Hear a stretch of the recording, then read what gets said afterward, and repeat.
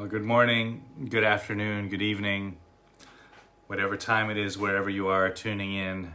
Thank you for joining me for Brahma Viharas. This is the chapter on compassion.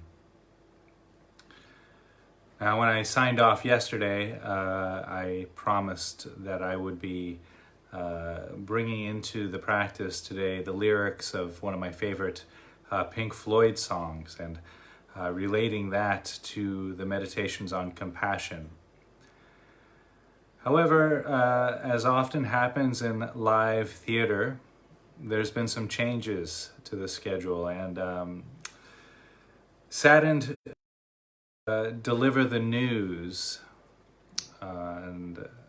that up here at New Life Foundation we received word yesterday that a fellow New Lifer, somebody who had been a long-term volunteer named Tobey Martin, passed away from a tragic boating incident in the southern part of Thailand.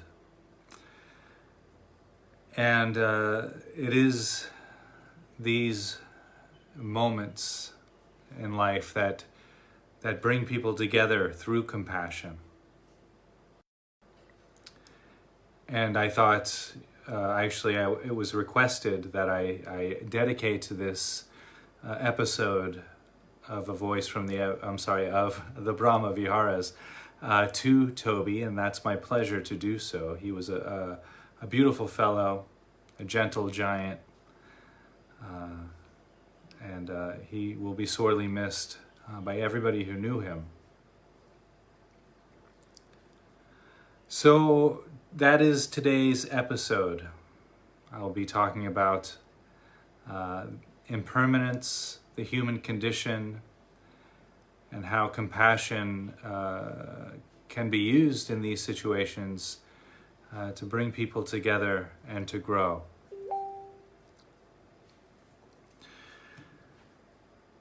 So I would like to start today's episode with 1 minute of silence, the universal method of mourning. And so I'll ring the bell here, the meditation bell. I won't guide any meditation or anything. We'll just have a minute of silence together through this virtual medium as a way of paying homage to the beautiful soul that we knew, Tobey Martin.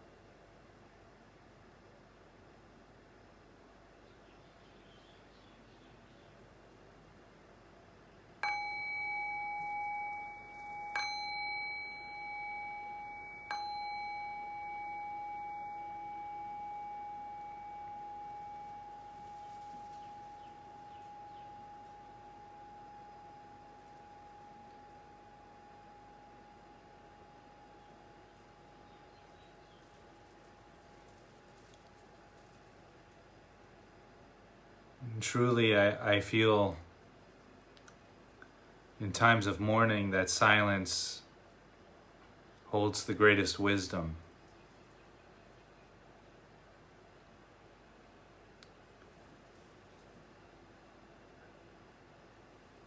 And yet, there's so much healing to be done by telling our stories, sharing our memories, laughing about the good times. All of that is necessary and holds a very important place in the mourning process. And it is through that talking, that connecting, that we have the opportunity to hold space for somebody with compassion.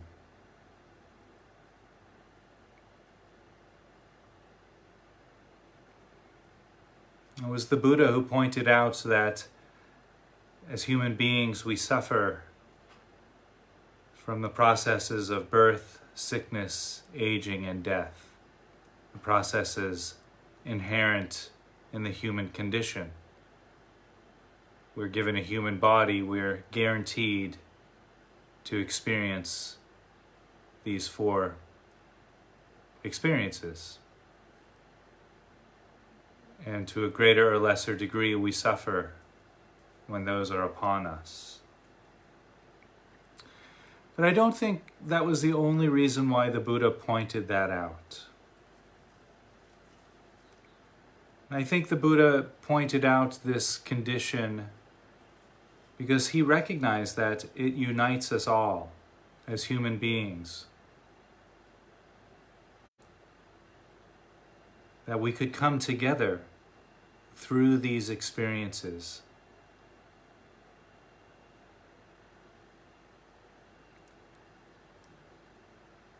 And there's actually so much beauty inherent in impermanence, right?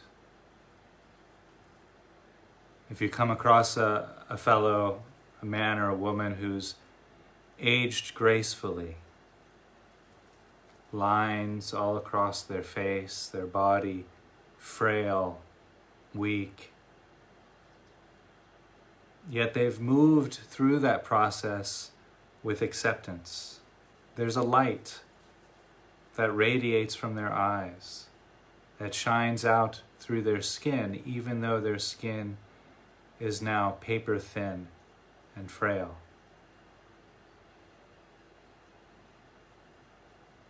And when we go into a restaurant and we sit down at the table and we look at the flowers on the table and we inspect them, oh, it's fake. Oh. We kind of discard it if the flower is not real because it no longer has that delicate, impermanent quality. Right?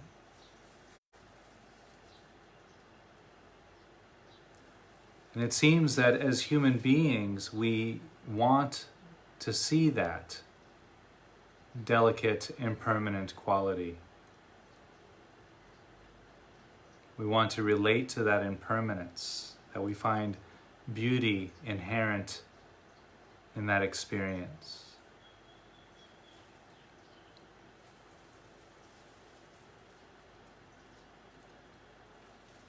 Now, some years ago, I was listening to a talk with Jack Kornfield, and I believe the co-facilitator was Sharon Salzberg. And they were talking about loss. And actually this was given through somebody in the audience in the form of a question. How do I cope with this loss of a loved one? And I can't quite remember what Sharon said. It was something very heartfelt. But Jack did something quite extraordinary there. He asked for everyone in the audience to stand up if they too had lost somebody that they loved, or if they knew somebody who had lost somebody that they loved. And I'd say probably 95% of the audience was standing.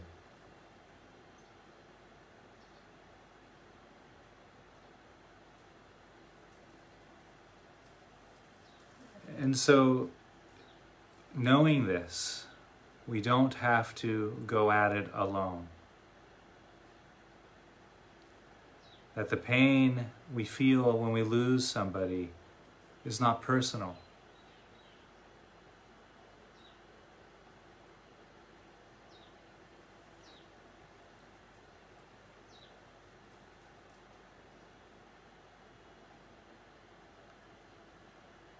And so I would like to tell a story here. This is a parable.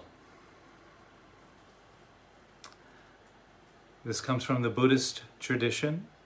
This is known as the parable of the mustard seed, but different than the Christian parable of the mustard seed. It's also known as the parable of Kisa Gotami. Now, Kisa was born in northern India around the time of the Buddha, about 2,500 years ago. And she was young, 23, 24, very attractive young Indian woman. And she becomes pregnant. And 9 months later, Kisa is very pregnant. And she gives birth to a beautiful baby boy. Now this baby is everything to Kisa. She can't do enough for this baby boy, doting on it and dotting it, spoiling it, giving this baby all of her heart. But after a few months, suddenly the baby dies. And Kisa is devastated, as you can imagine. And in her broken-hearted state, she picks the corpse of her baby up and runs out into the streets of the village of Savatthi, screaming at the top of her lungs, "Please, please, please, somebody help me. I need medicine for my baby. He's very sick." She's running up the streets, carrying her baby in her arms. And people go to her to address her suffering, but they can see that the baby's already deceased. So they kind of shun her away. They think maybe Kisa's a little crazy. And still she's screaming, blood-curdling screams, "Please, please, somebody help me. I need medicine for my baby. He's very sick." And she makes it to the village square, where Kisa falls to her knees in despair, clutching her baby corpse in her arms, screaming, "Please, please, somebody help me. I need medicine for my baby. He's very sick." And again, people go to approach Kisa, but they see the baby's already deceased, and so they think she's a little crazy and they shun her away. So this goes on for some time. And finally, an older, wise man takes some compassion on Kisa, and he puts his hand on her shoulder. And he says, "Kisa, go to see the Buddha. The Buddha will know how to help you with your baby." The woman says, "Right, of course, the Buddha. Why didn't I think of that?" She wipes her tears. The man says, "Yes, he's meditating just beyond the village gate in that direction. Go to see him now, and he will help you with your baby." "Oh, that's great news. Thank you so much." She stands up, wipes the tears from her eyes, and she runs off in the direction the wise man pointed her to go to see the Buddha, still holding, of course, the corpse of her baby.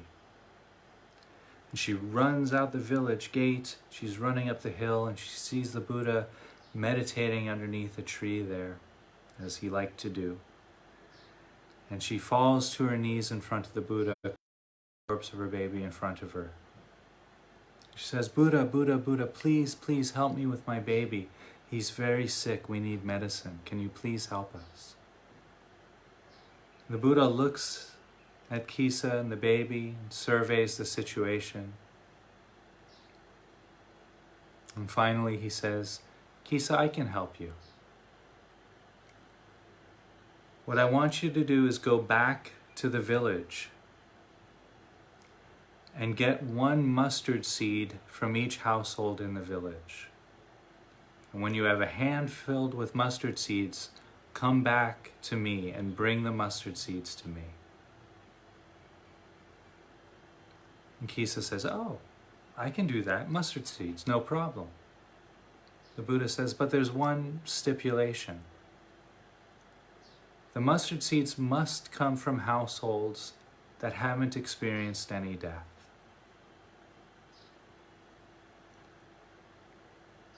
Kisa says, oh, fine, that's great, no problem. I'll do it.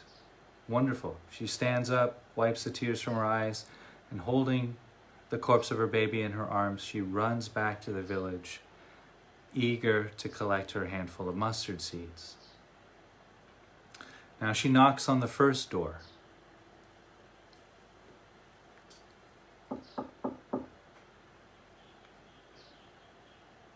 And a woman about the same age as Kisa answers the door. Kisa says, pardon me, ma'am, but I'm collecting mustard seeds from each household in the village so that the Buddha might be able to use the mustard seeds to help me with my baby. The young lady says, oh, mustard seed, okay. And she turns to go to the kitchen to fetch Kisa a mustard seed. Kisa says, oh, but I need to know, have you experienced any death in this household? And the young woman is a bit taken aback. She says, yeah, sure, actually, my mother just passed away about a year ago, and actually my brother passed away when I was quite young. And Kisa says, oh, I'm sorry for your losses, but I can't accept any mustard seeds from this household because the mustard seeds that I collect must come from households that haven't experienced any death. So Kisa goes to the next door.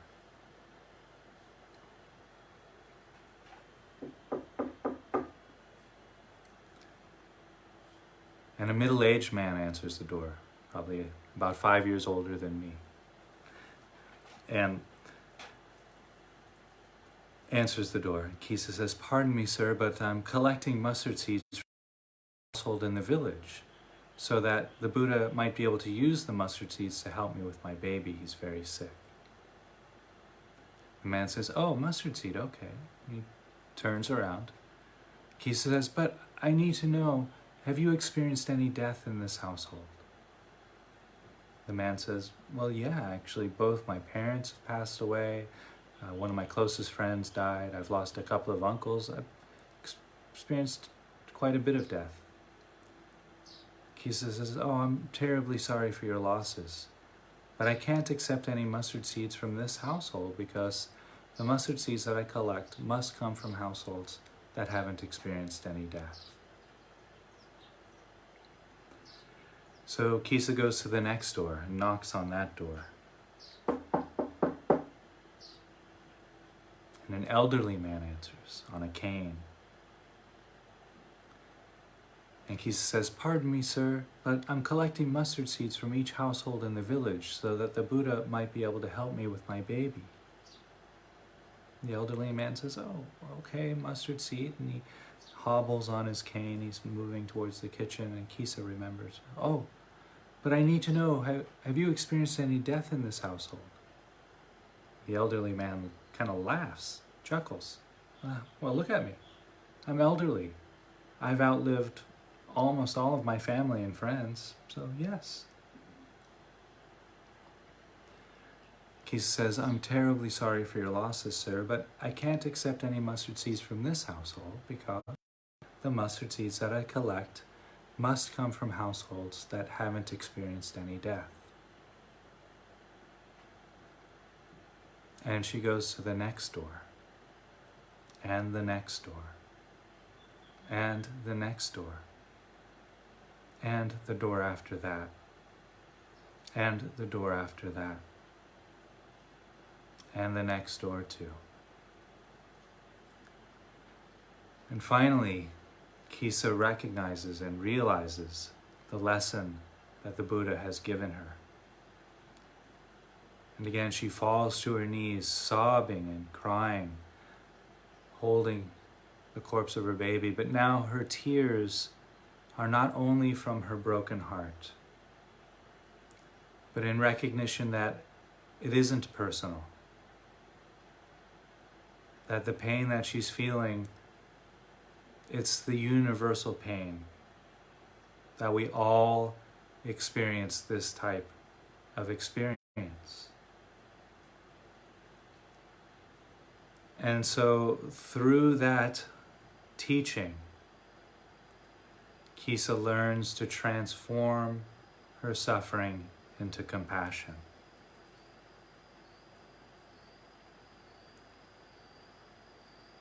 Now, this is very delicate. And if you're mourning a loss, I'm speaking specifically to Tobey's family and friends right now, but there is so much loss in the world right now. 100,000 victims to COVID-19 in America alone. There's a lot of people losing loved ones. And so the mourning process needs to be honored and valued. So I would never recommend circumventing that process. But compassion isn't a tool that's meant to be used to try to fix our pain. Our pain doesn't need fixing. Compassion is a tool that we use to hold space for the pain, so that we can meet our pain with an open, tender heart. Now that can be very raw sometimes, and so I do recommend when we're opening to this, going into it with a feather-light touch. Only process, only feel as much as you can feel. And then if you need to do something else, watch a movie, make a cup of tea, go for a walk, all of that is a part of the mourning process as well, a part of the grieving process as well.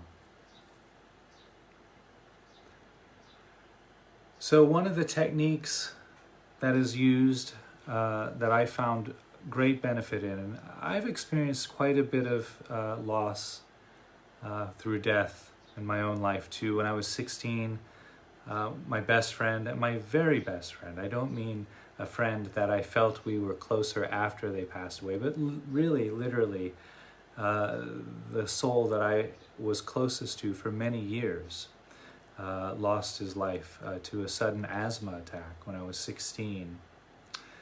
Both my parents have passed. My mom passed when I was 20, and my father just passed about 5 years ago now.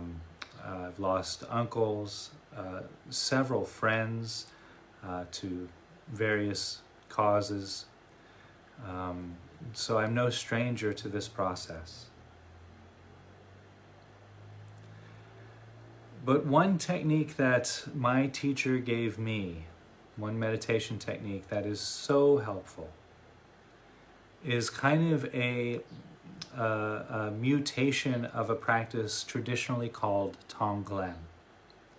Tonglen is a Tibetan word which means exchange. And you'll see why this practice is labeled exchange in a moment. And this can be done on the spot. You don't have to be meditating to do this. I am going to actually outline the full practice of Tonglen tomorrow and here at the same time on Facebook Live. But if you want to try this as a part of the morning process, or anytime you're feeling down, this is a really good practice for this. It's a great compassion building practice. So the first thing to do if you feel sad or down, or feel like mourning, or you're feeling like you're having trouble letting go of something, first connect with everything that's good in your life. And that can be a bit challenging when we're feeling down. So perhaps writing things down. I feel good about, I had great sleep last night. I feel good about, I had a really nice meal yesterday. I feel good about my cat. Whatever it is that brings you joy in your life. And just write down 2 or 3 things and really feel what is good there in your life. And then, arguably, if you're feeling already down, this will be the easier part. Then connect with what feels to you like a broken heart. So you're holding those two together. You're holding what's really lovely and beautiful in your life. Could just be the image of a flower. It can be that simple. And then holding the struggle that you're feeling at the same time. And then when you breathe in not only your struggle, but the struggle of all human beings. Because we're all struggling in similar ways. We all struggle when we want the present moment to be different than what it is. That's what causes our struggle. So we breathe in that struggle, what that feels like, that we just connected with. And then we send out everything that's good in our life to all of those beings who are struggling, including ourselves. So we send out the love that my cat gives me. We send that out to all beings who are struggling, and we see them, experience them, visualize them, or imagine them holding your cat, or holding that flower, or having that same meal that you just had. Seeing them enjoying whatever you enjoy. And then you breathe in, the next in-breath, you take in the suffering of yourself and all beings. And then you breathe out, again, sending out whatever you enjoy in your life. And you wish that, you give that, and that out to all beings like that. And you keep going on the breath. In the suffering of all beings, including your own. Out everything that's beautiful and pleasurable and lovely in your life. Seeing all beings benefit, breathing in all of the suffering, breathing out all of the benefit like that. And so it works on the breath like that. And you can just do 4 or 5 breaths. It's a beautiful practice. So anytime you're feeling that kind of tension, you can even do this, you turn on the news, right? You see the numbers from COVID-19 and you feel, you sense, because you've lost somebody yourself, whether it was recently or in the past, or people have lost somebody, you know what that feels like. Breathe in that suffering, breathe in that struggle from others. Send them the comfort of your home. Send them whatever it is that's good in your life, and to yourself too. Always checking in so that you too can receive the benefit of what you're sending out. Like that.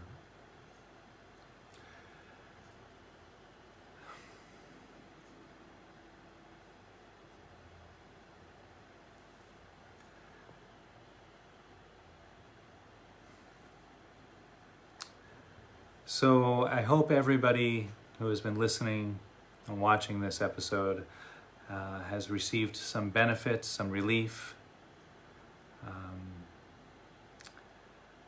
And I'll just finish up with 3 phrases of compassion. These are from the Insight teacher, Jack Kornfield. And I'll send this to myself as well to everyone here. To Tobey's family and friends.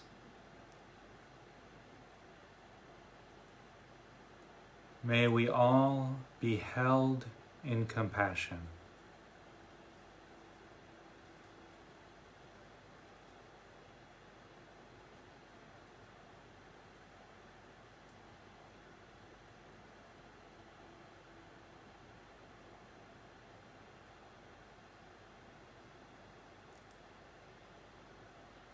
May all of our pain and sorrow be eased.